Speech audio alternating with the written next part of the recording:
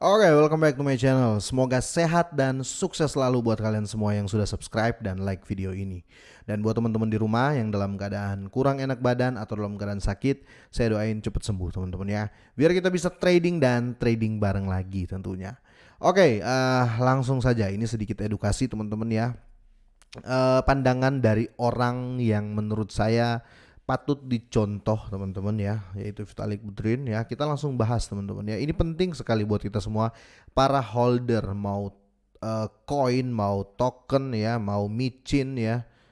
Ini penting sekali buat kalian dan saya juga tentunya. Oke, 10 tahun kemudian inilah yang menurut Vitalik bagus untuk blockchain ya. Dan apa yang tidak. Jadi ada plus minusnya untuk blockchain di 10 tahun ke depan teman-teman ya. Ini sangat-sangat penting dan membuat kita juga melek gitu loh ya. Ke depan ini akan seperti apa sih dengan dunia digital, dan sudah ada bukti ya, Indonesia sudah mengadopsi sistem blockchain ya. Jadi blockchain itu sistem ya.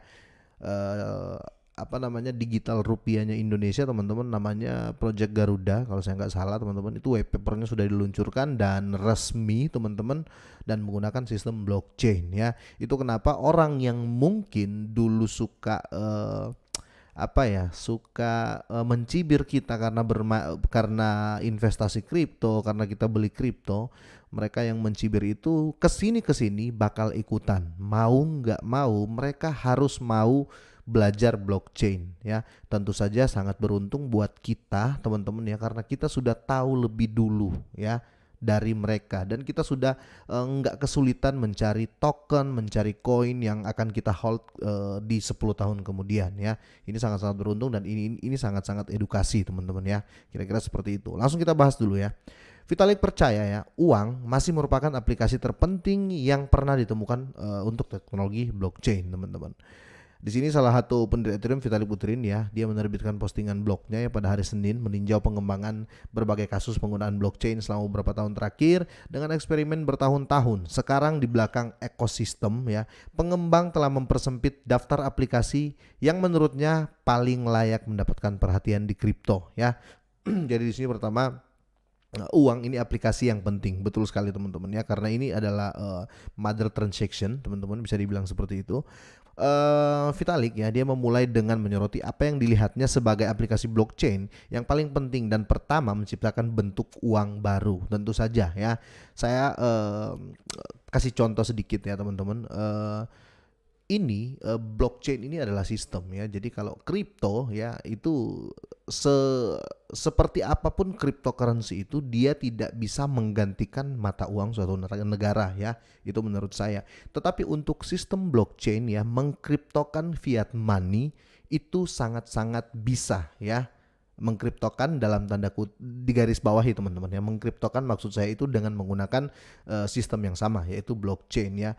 Coba deh ya, kita narik atau kita transfer uang 1 miliar ya, let's say 1 miliar atau 2 miliar, kita transfer ke negara, kita transfer ke Amerika lah, contoh ada teman di Amerika, kita transfer. Itu bank akan menanyakan ya berbagai pertanyaan, ini uang siapa, dari mana, pasti kita harus disuruh tanda tangan dan lain-lain. Sorry, saya koreksi ya, bank tidak akan menanyakan ini uang siapa ya. Tidak, karena itu uang kita, dia udah tahu. Tapi pasti kita akan mengisi formulir, kita akan sign ya, kita akan tanda tangan persetujuan dan lain-lain. Itu semua ribet teman-teman ya, dibanding dengan blockchain system ya. Kalau blockchain system ya, itu ke 10 tahun ke depan menurut Vitalik ini akan sangat-sangat lebih diadopsi massal oleh semua negara teman-teman. Otomatis kita teman-teman, yang kita alami sekarang lah ya, transfer itu sudah nggak ribet gitu loh ya. Jadi banyak sekali sistem-sistem yang memperlambat ya di beberapa tahun terakhir ini mulai redup, mulai hilang dengan adanya sistem blockchain dan tentunya cryptocurrency ya. Itu dulu teman-teman. Oke, di sini ya, stablecoin sangat bermanfaat ya, mengingat mereka mengkompensasi volatilitas jangka pendek kripto yang terkenal. Buterin melihat campuran stablecoin terpusat dan diatur oleh DAO ya, ada di masa depan, didukung oleh dunia nyata dan aset kripto ya. Jadi ini DAO teman-teman, ini adalah decentralized anonim ya. Decentralized autonomy organization ya. Decentralized autonomy organization teman-teman ya. Berbeda dengan DeFi teman-teman ya, dan stablecoin tentunya ya. Kalau DeFi kan kita tahu ya, decentralized finance teman-teman ya. Jadi decentralized ya, tidak tersentral ya. Kalau DAO ini badannya ya, bisa dibilang seperti itu ya. DeFi ini cangkokan lah ya, bisa dibilang seperti itu ya. Jadi berbeda, dan tentunya stablecoin juga berbeda ya. Ini semua teman-teman ya, ini tiga ini bisa sudah ada. Maksudnya seperti stablecoin ya. Indonesia sekarang punya, sebelum punya rupiah digital, Indonesia itu sudah punya yang namanya BitDR ya, kalau saya nggak salah ya, BitDR ya. Dia sudah punya stablecoin itu teman-teman. Tetapi itu kalau kita berbicara stablecoin itu hanya membackup rupiah ya, pasaran rupiah ya, tapi dia swasta ya, kira-kira seperti itu. Tapi sudah ada gitu loh ya, sudah ada ya IDR ya, itu sudah ada ya diperdagangkan. Berbeda dengan kemarin ya, yang rupiah digital itu berbeda, itu nggak masuk bursa teman-teman ya, karena real pengganti fiat money, bukan pengganti. Karena real itu adalah fiat money sebenarnya, tapi dia versi digitalnya. Tapi kembali lagi nih, kita berbicara tentang blockchain, sudah menggunakan sistem blockchain. Halo, apa kabar dengan cryptocurrency ke 10 tahun kemudian? Ya pasti akan lebih baik teman-teman ya. Jadi itu kenapa nggak akan ada salahnya ya jika kalian itu tetap nge-hold dalam jumlah kecil ya. Jangan kalian berpikir saya modal cuma $5 nih, karena banyak, jujur saja ya, banyak yang ngetes $5, $10, $20 ya. Bahkan ada yang mungkin asetnya ya hanya $15, $20. Tapi begini, bukan masalah berapa aset kalian ya. Ini menurut saya, dan saya alami sendiri teman-teman ya. Bukan masalahnya bukan berapa aset kalian gitu loh ya. Tapi kalian mau tahu dengan blockchain ya. Contoh buktinya kalian berani invest walaupun cuma $10, $20 ya. Itu dulu niat untuk tahu, dan setelah seperti saat ini sudah diadopsi sistem blockchain sama CBDC Indonesia ya, Central Bank Digital Currency ya, ini semakin semakin kita yakin gitu loh ya. Jadi walaupun aset kalian kecil ya, coba deh ya tetap di hold ya. Sudah banyak sekali bukti orang hold ya cryptocurrency, dan overall akan naik terus ya. Saya nggak tahu mana cryptocurrency yang nggak pernah naik ya. Saya belum temui ya ada cryptocurrency yang luncurkan ke pasar, ke market, ke bursa, terus dia nggak pernah naik, dia cuma diem aja. Contohnya ₹1, dia diem aja di situ, nggak mungkin kan, kira-kira seperti itu ya. Kalau kita lihat per hari, mungkin kita bisa tentukan, wah ini kripto ini aset saya turun nih. Itu kalau kita hitung per hari ya. Tapi kalau kita ambil sejak peluncuran sampai harga saat ini, otomatis harganya beda ya. Kira-kira seperti itu teman-teman. Oke, kita lanjut ya. Jadi di sini DeFi, DAO, dan stablecoin, pemogram juga percaya bahwa ada tempat untuk keuangan terdesentralisasi atau DeFi ya, decentralized finance ya, di masa depan, asalkan mengikuti model yang relatif sederhana yang berpusat di sekitar beberapa fungsi dasar terpilih, betul ya. Tapi kalau bilang relatif sederhana, DeFi paling sederhana dong. Nah, kita sekarang pun seperti itu ya. Berbeda dengan checks ya, atau bank ya. Kalau bank centralized ya, kalau bank ya kira-kira seperti itu. Kalau bank yang ada sekarang itu centralized karena tersentral ya.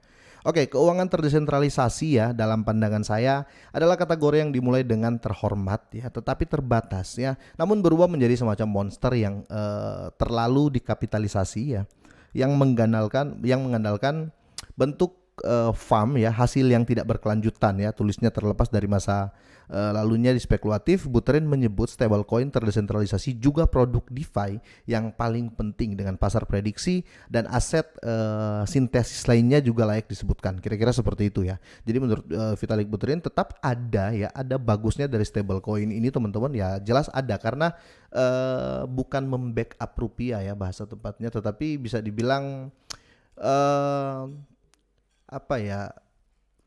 backup, tapi dibilang sama lah ya, saya bilang sama, tapi bukan berarti dia sama-sama fiat, bukan ya. Cuma kalau stable coin ya, itu 100% itu swasta, tapi tidak membackup fiat money, tetapi dia akan selalu stabil seperti fiat money. Bisa dibilang seperti itu ya teman-teman. Jadi menurut kalian untuk ke depan ya, untuk 10 tahun ke depan ya, kira-kira nih ya, kira-kira salah nggak yang dikatakan Vitalik ini ya? Sedangkan saat ini blockchain sudah diadopsi di Indonesia ya. Jadi Indonesia sudah mengadopsi sistem blockchain dengan adanya peluncuran Project Nusantara atau koin digitalnya Indonesia atau project digitalnya Indonesia, mata uang digitalnya Indonesia ya. Kalau saya pribadi teman-teman ya, blockchain tetap akan terus membumi ke depan ya, sampai ke 10 tahun ke depan. Itu kenapa jangan salah gunakan investasi kalian ya. Jangan sembarang memilih koin, kira-kira memilih koin yang projectnya jelas ya, yang betul-betul use case-nya ada ya, use case bisa dipakai ya, kira-kira seperti itu. Biasanya kalau use case-nya tinggi itu umur panjangnya juga ada gitu loh ya. Contohnya Bitcoin kalau use case-nya nggak ada ya, itu nggak akan terpakai teman-teman ya nggak.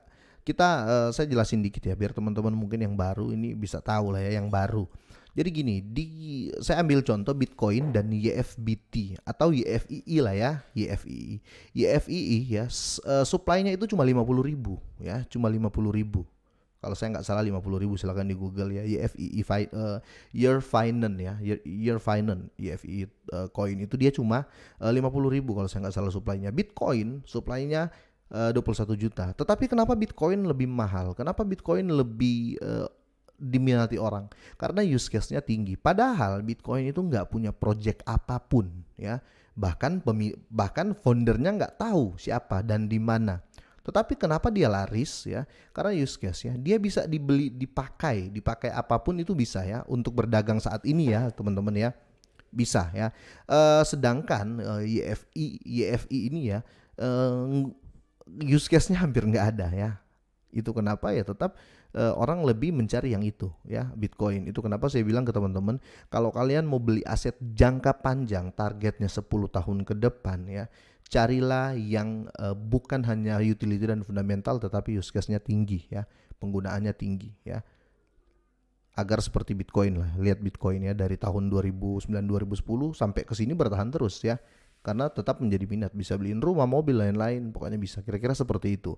Tetapi saya juga berterima kasih banyak ya, buat, kalau saya pribadi ya, kalau bisa ngomong ya thank you lah buat Vitalik Buterin teman-teman ya. Kalau bisa ngomong langsung thank you, selalu mengedukasi dan terbukti edukasinya dari Ethereum masih harga 0,3 ya sampai saat ini teman-teman. Kira-kira seperti itu. Intinya fundamental, utility, use case, dan kita hold sampai bertahun-tahun pun saya yakin tetap aman ya. Sudah ada contoh yaitu Bitcoin, Ethereum, dan lain-lain.